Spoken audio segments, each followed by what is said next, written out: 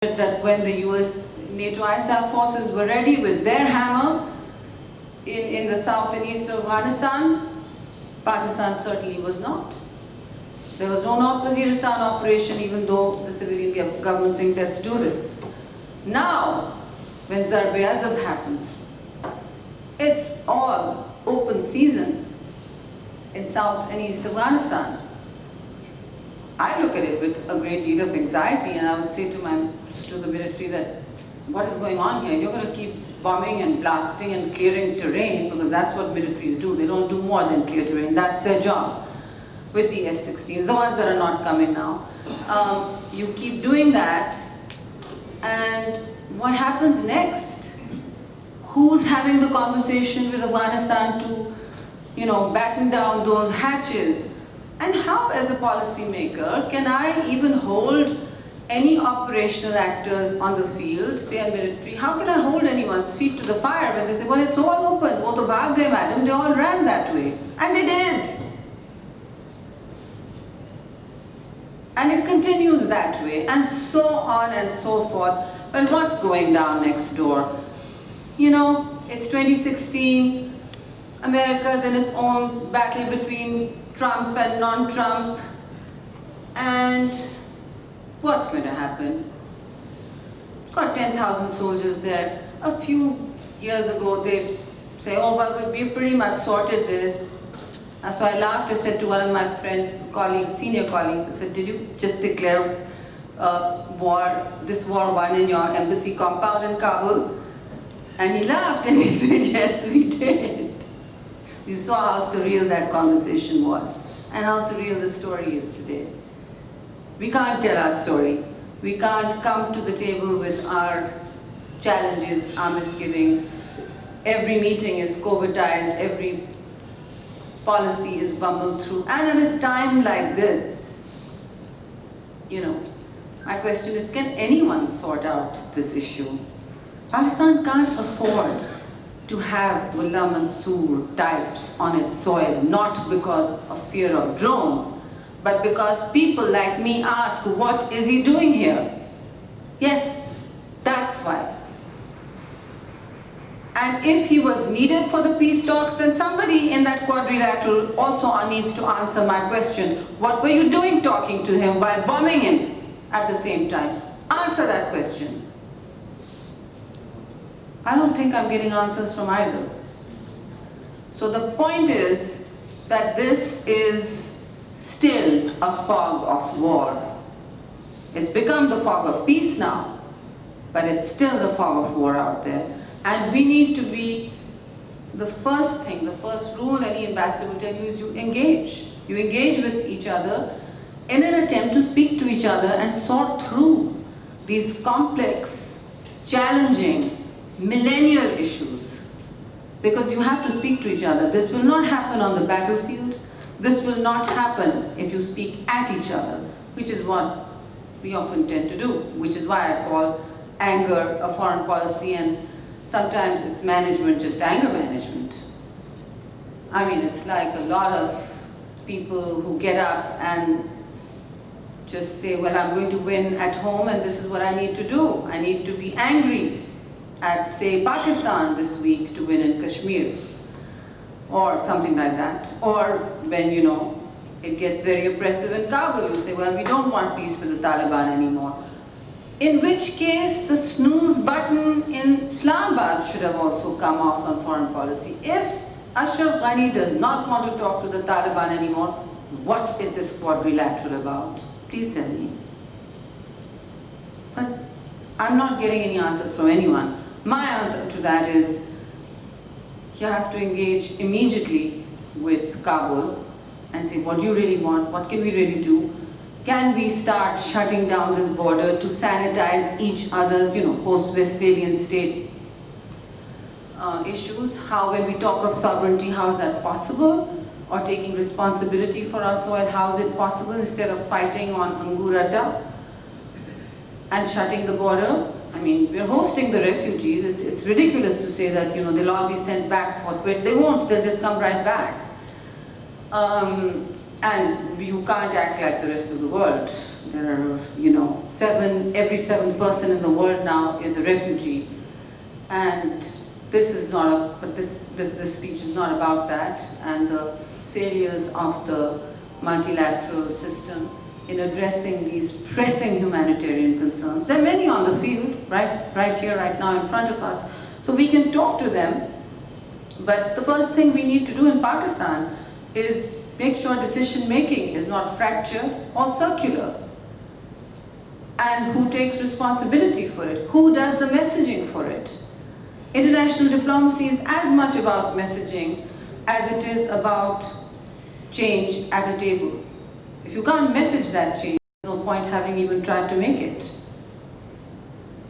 And for a country that's perpetually being held in the dark as both the problem and the potential solution, I think messaging is crucial. And the need to learn to do that. And the need to learn to make change without burning too much earth behind us. I'm sorry if I've left more questions answered than raised, unanswered than raised, but I think we can do that through question time. Thank you.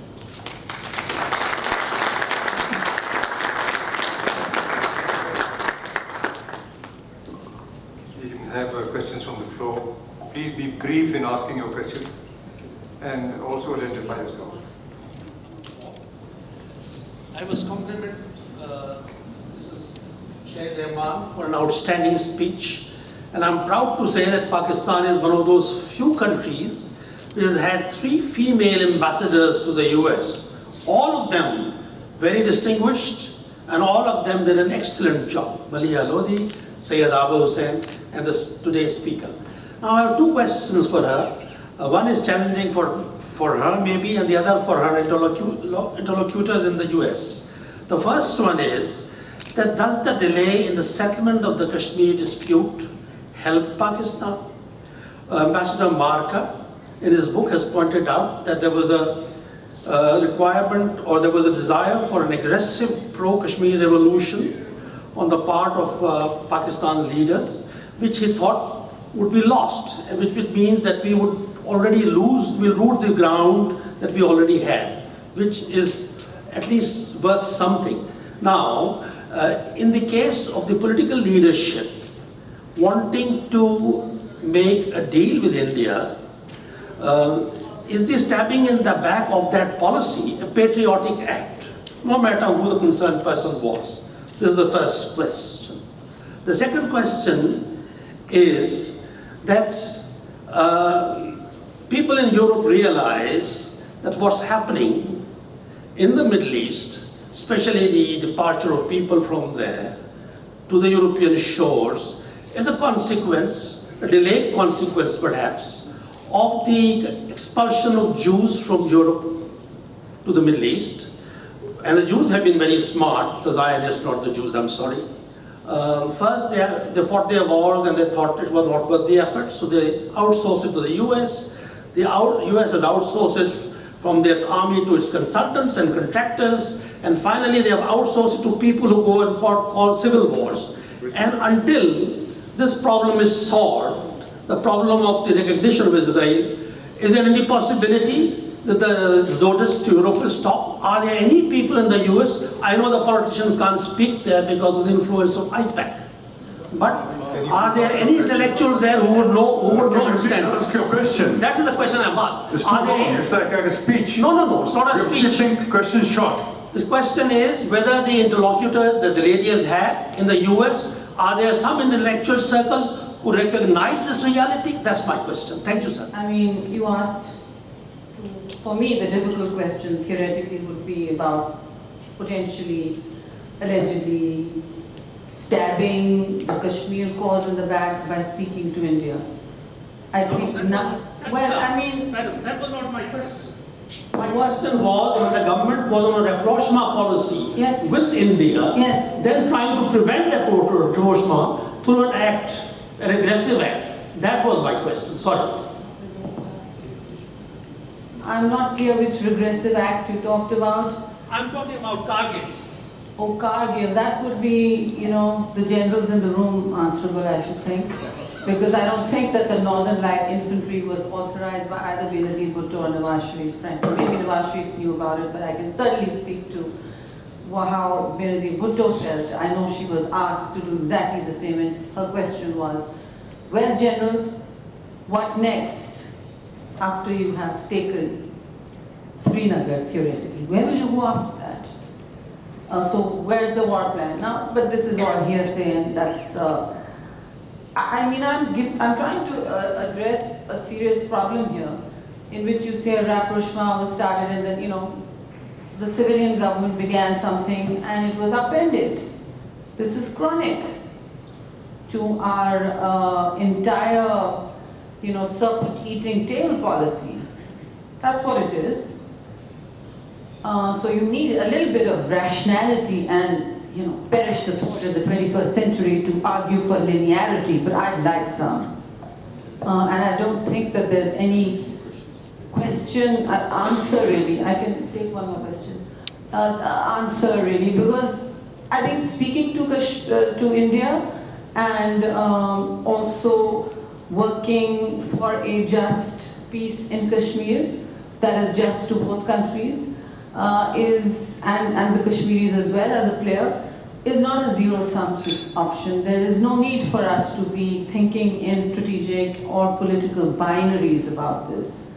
That's where we become locked into challenges that really become internecine and millennial and become, you know, a Security Council resolution that really isn't reflecting very well on the Security Council or its right to resolve anything or resolutions.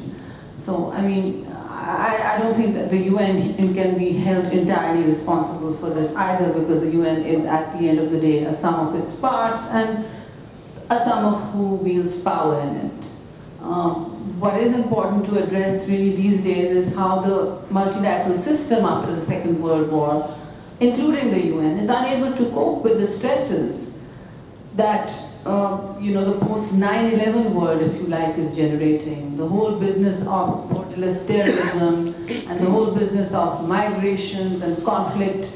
We haven't even evolved an architecture globally to deal with it, let alone nationally in most countries. I mean, we've done as badly as the United States. Rendition is not a policy. It isn't. So.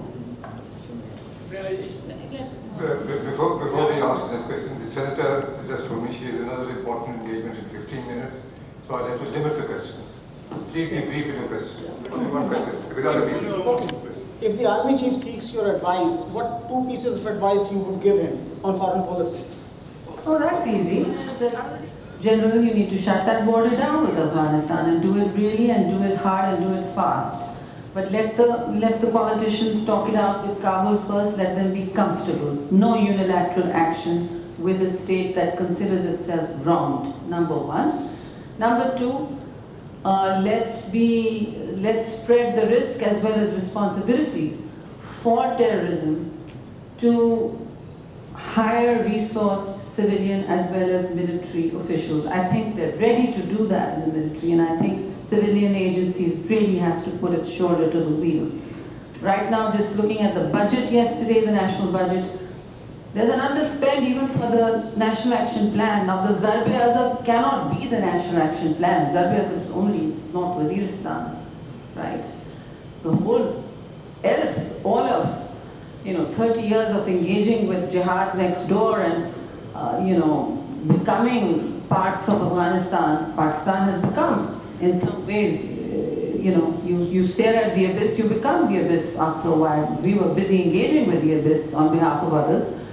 And so it's a problem. We have to fight radicalism, you have to look at Salafism, you have to look at hate speech, you have to pretty much fight on all fronts right now. And militaries only fight sequentially, everywhere, anywhere in the world. I would say our military actually fights longer and harder than a lot of others right now. So they can only do sequential operations. It is the rest of us that need to take a multi-pronged approach and do what we can. You can't sanitize one part of the problem from another, it just spills over, and it's been left unaddressed too long. So the advice can't just be to the military, it's got to be to everyone else, to those flexing and using power, not flexing it, as elected representatives to take charge. For God's sake, get a foreign minister at least. Madam, Just a second, Justice Chauhan. last question. Yes, Justice Chauhan is on the yes. I think a foreign policy cannot always be rational. It has to be pragmatic. And sometimes anger makes the foreign policy, and that's the shoe banging of Khrushchev. So the question is, what are the political parties doing, including your own? We haven't heard anything about foreign policy. If I read Kissinger and nuclear weapon in foreign policy, well, he thinks there is somebody to take control of it. The think tanks do it, but what about here? The political parties, they say nothing. What you say here is just a person's speech. But what are the political parties doing? We don't hear any policy statement. How will there be a policy statement with the oligarchy when no political party is coming up with a definite policy for foreign affairs? And we don't have foreign affairs in the hands of politics. So I may speak to your very valid question. First of all, I urge the Oxbridge Society to get a number of political elected representatives at this August high table, have them speak about foreign policy and what their policy is. I know what the policy of my party is. The whole, easing of tensions with America is what I was tasked to do when our gates were shut with the United States. The opening up of the East policy, what has resulted in the CPEC, was an outcome of the last government, and most importantly, we decided that Kabul is the most important capital for Pakistan, and we said so. What that means is that every time anyone visits Kabul, they have to make sure they don't privilege one ethnic group. That is something that, I really can't speak to the remnants of Ziaul Haq to address, but maybe you can have one seminar on that too, how they played that. It's unfortunate that we are so divided in our, that there are fault lines, but actually the two main political parties, and even the three sometimes, think pretty collectively on crucial, even with India. Peace with India is really, if India is speaking with us respectfully, because this is a new thing that India doesn't speak to us respectfully very often. And when a country doesn't speak to you respectfully, or its prime minister, you cannot say, okay, we'll be still making peace. That's not possible. It doesn't work anywhere. So the making of peace, with the overtures to India, the working with Kashmiris, the whole, ending, moving past strategic depth as a policy in Afghanistan, for God's sake, that's what the PEP brought to the table. I would urge you very hard to look at what the foreign minister and prime minister would say then. I would urge you very hard to the questions raised in 11 hours in Parliament, to the entire institutional bedrock of this country when Osama bin Laden was found in Abbottabad. I don't think any political party was keeping him there somehow. Also, I don't think that it is constructive for us now to pursue, they asked about Kargil. It's not constructive for us to pursue a civil-military fault line. It's not. If Pakistan is to have a rational, rational is, pragmatism is a part of rationalism, to one that maximizes our outcomes, then the military and civilian agencies have to work together. And they have to bring agency to the problem, not just thoughts or a vision. They have to follow through with executive, coordinated.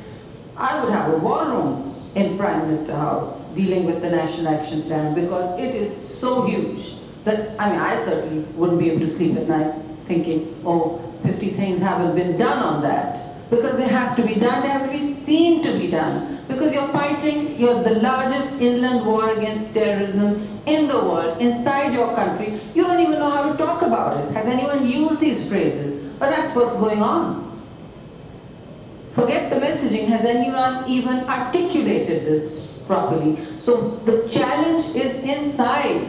It is huge. It will not stop with one government going or coming. It requires interagency coordination at the highest level on a daily basis. It just doesn't require my talking to an army chief if I'm Prime Minister.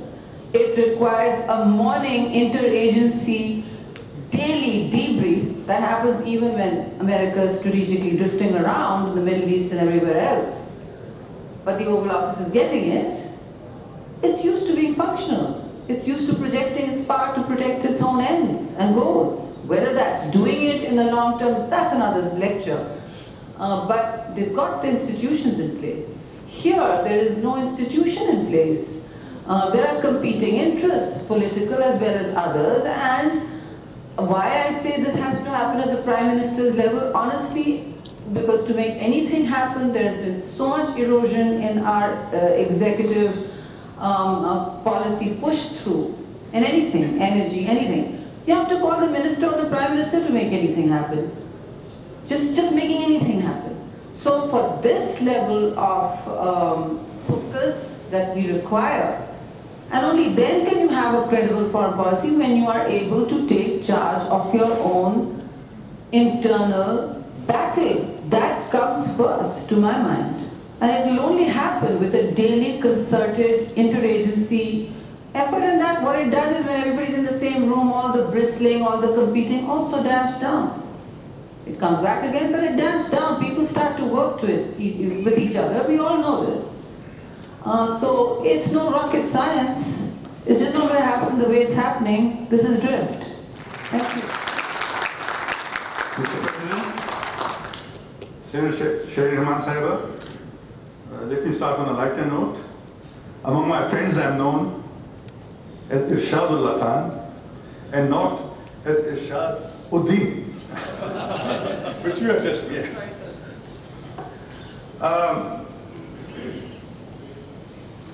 Your lecture was very interesting. But let me point out that it is the Pakistan Army that is presently holding together our country. It is Zarb-e-Azm, where we have lost a large number of officers and soldiers that has turned the tables on the terrorists.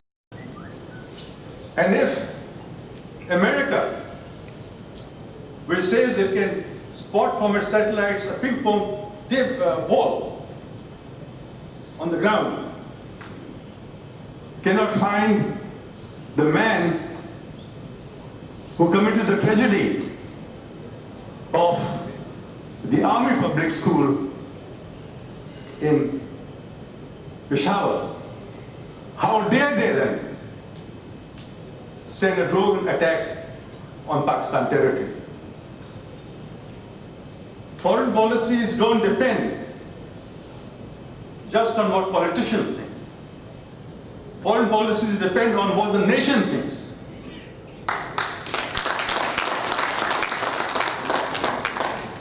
And the nation today thinks that we, as an Islamic nation, as a nuclear power,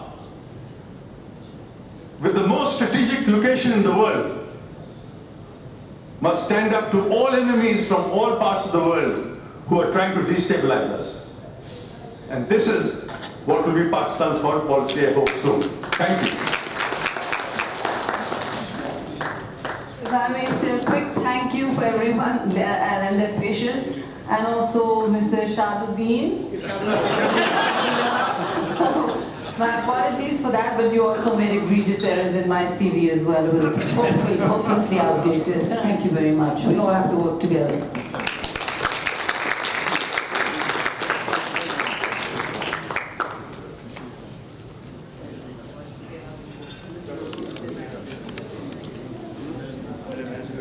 Very nice.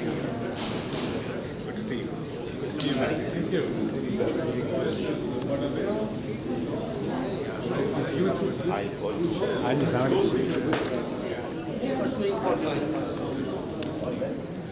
should not hold.